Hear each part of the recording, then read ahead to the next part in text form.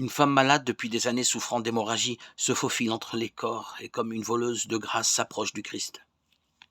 Par derrière, inspirée par je ne sais quel ange, elle se décide à toucher les franges de son manteau, convaincue que ce simple geste vécu dans la confiance peut lui obtenir la guérison. Mais elle ne se trompe pas. Mystérieusement, jaillit alors du Christ une force qui, de son tourbillon, vient bouleverser les cellules de son corps, jusqu'à bloquer le trajet erroné du sang. C'est incroyable.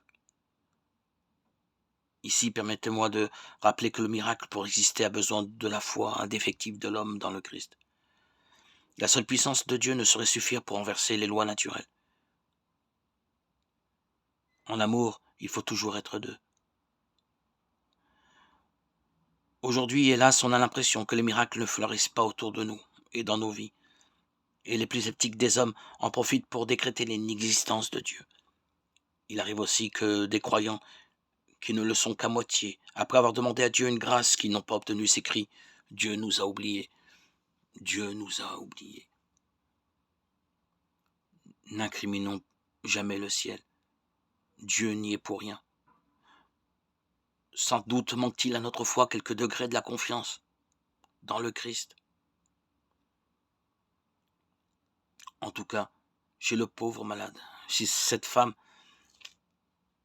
en perte de sang, cette foi était bien vivante et bien vibrante.